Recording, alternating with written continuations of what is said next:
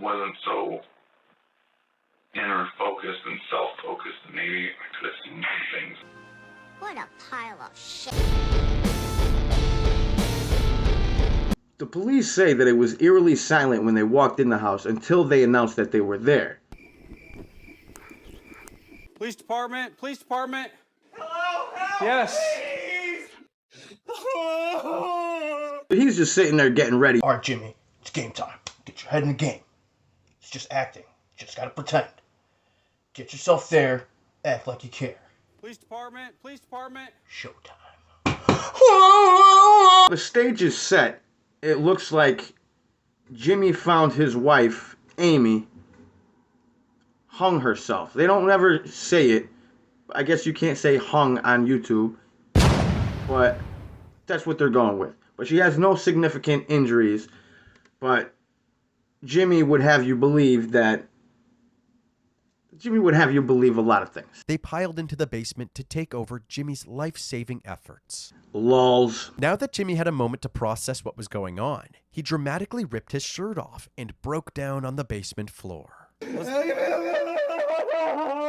This is so funny to me because me and my buddy used to make fun of the Power Rangers, and the Red Ranger, Jason, would always take his shirt off seemingly for no reason. We'd be like, Jason, get him! Well, I'm all out of ideas now. You know, you hear about these cars that go something like 0 to 100 in 5 seconds or something like that. But have you ever seen a man go from 1,000 to 0 in 1 second? Now picture this. You have an argument with the mother of your children, your significant other, your other half. In that argument, you break off from her. She goes downstairs and offs herself because of an argument that you had with her. Could you imagine? This is the woman that you love. This is your life. This is your heart and soul. And that happens. Devastated. You're done. You're done from there. I guess that means this is justified. He unleashed his wrath onto an unsuspecting bowl of potato chips. The story is, they had an argument at a bar, and they said that this douchebag. So she walked home. It was only a couple blocks away, but this asshole is a drunk driver. He's gonna drive to the bar, even though it's 2 blocks away. Not only that, but on the way out, after their argument, he slams the door in her face. He said that he didn't do it on purpose. It was an accident. What a dick. I just say that because the more you see of this guy, the more you see that he's totally the type of dude that would just passively aggressively shut the door on his wife on the way out. And the guy fucking crippled her cross-faced her to death. Who's to say that he's not going to shove the door in her face? Anyway, when they go home, he stays upstairs. She goes downstairs with a extension cord, and he watches Ace Ventura: Pet Detective, which is a surprisingly relevant fact of the case. And this right here is the moment that made this man a star. Huh? What? Says she's fighting.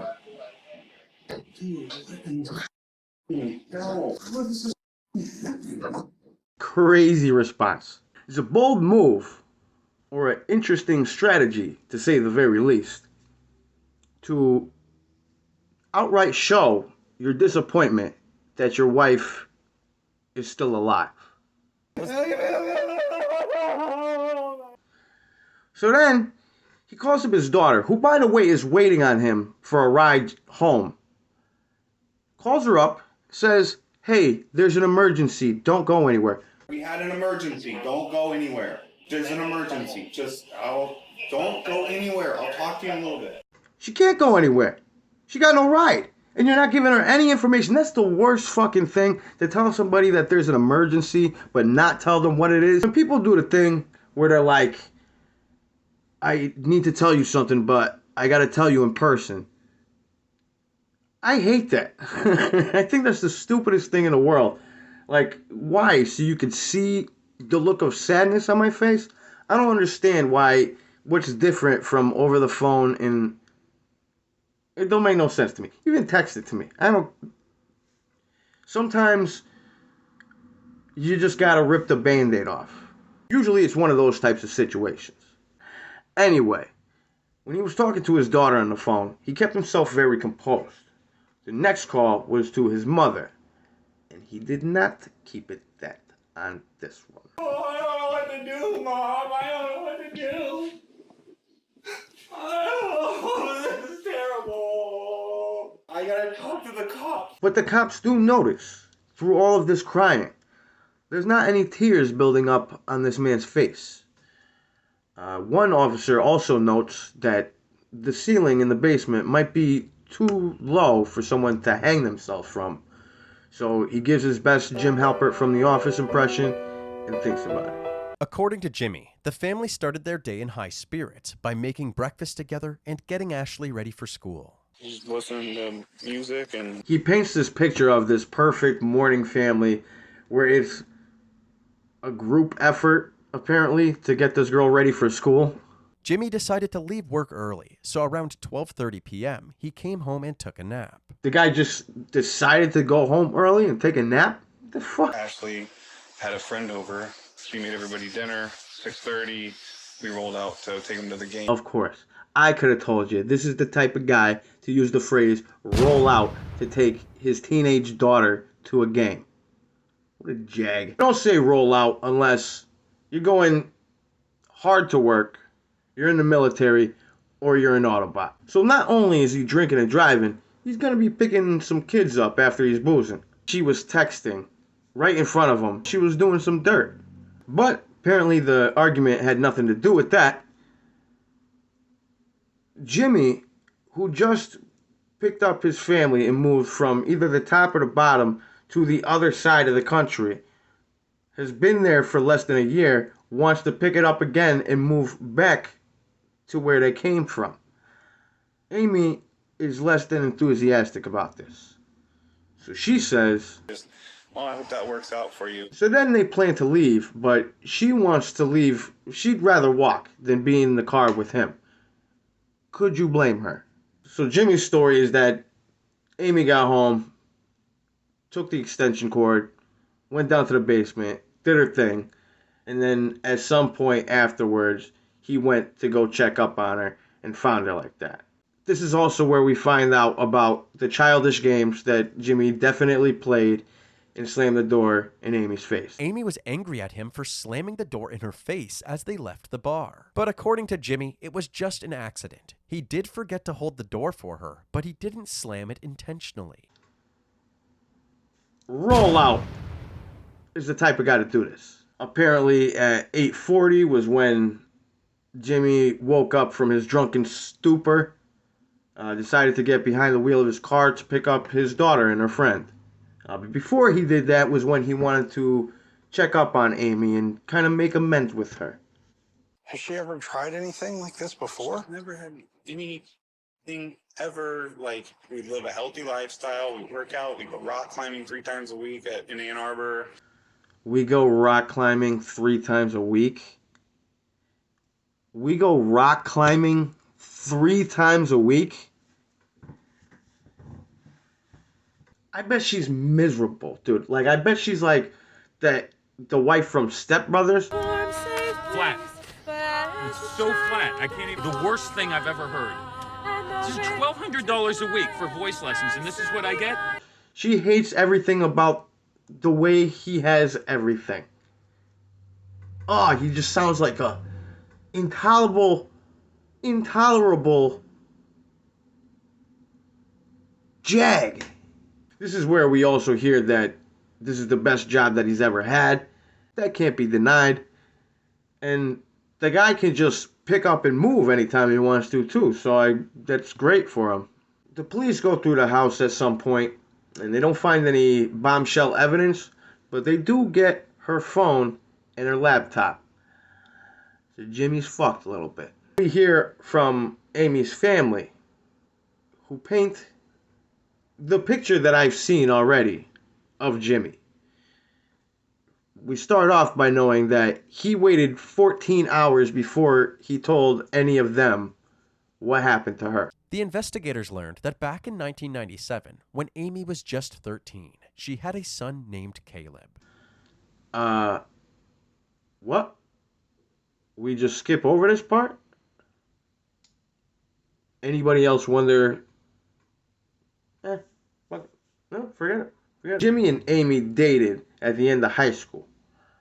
When Amy was 19, she had Jimmy's kid. And then she became a stay-at-home mom, which apparently she didn't want, but Jimmy was so controlling that he made her.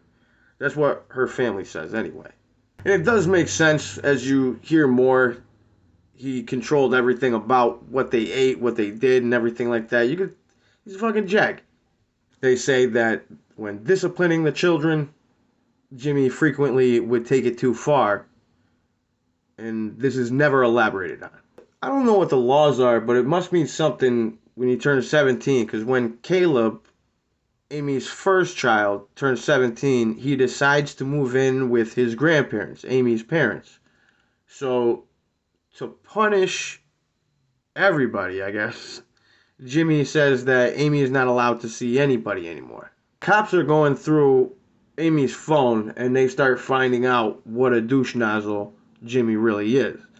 Now, if this is actually what is being said, this is... So, he knows where they're at, what they're doing at any time of day. So he says, "You're at McDonald's. Why?" Why? Jaws, why? You bastard, Jaws! That's... I hate this guy. If this is what is actually being said, they're still not finding any concrete evidence that Jimmy's the one who killed Amy. But they do find some conversations between Amy and this married man named George from the East Coast. This is why I question if these are the actual texts being sent, because if if George's Riz is sending chili peppers, and it clearly worked because she sent hearts back. What a fucking NPC conversation this is. I apologize for saying Riz. I don't know what got into me. George is deep as the ocean is blue. He sends a poem, if you will. I wish we could be together right now. She responds, I'm excited to see you again. Is this true? Yes. Farewell. But since they did find these texts, they think that maybe Jimmy did as well, and that might be motive. So they want to talk to him again. Unfortunately for them, Jimmy pieced the fuck out, went back to Ocala to be with family. But he says that if they want to talk to him, he'll be back in town in a few weeks or so. I wasn't so inner focused and self-focused, and maybe I could have seen some things that were going on that maybe could have clued me into what my wife was in so much turmoil that I couldn't even see it. I mean, that's how it feels. Like, I don't even know who I am. What a pile of shit. An absolute piece of garbage. That takes a special breed of narcissism to say that you're selfish, but make it out to be a virtue. I would say I'm a type A personality. I like structure, organization, I'm ambitious, helping others, being kind, making it, like I said, making the same thing, that type of person I am, making a positive impact on people, making a positive impact on people, making positive impact. He's a giant douchey shit sandwich. I can't stand people that take pride in their toxic traits. That's, it's like if you ever meet somebody and they start telling you that they're a real asshole. There's, what the fuck you, people are like, I tell it like it is, and if you don't like it, you don't have to fucking, like, why not just be nice? It'd make people like you. I want you to be nice until it's time to not be nice. I don't get it. I don't get it. We're talking to Jimmy, and Jimmy says his wife has some issues. He basically calls her a social retard and says she can't talk to anybody. She just doesn't have the mental capacity. She never developed relationships, even when we were in Ocala. She didn't have any friends. She was playing like video games compulsively, that World of Warcraft thing. That got out of hand. That's so hilarious to me. You just know that she met George on World of Warcraft and they totally had ogre sex.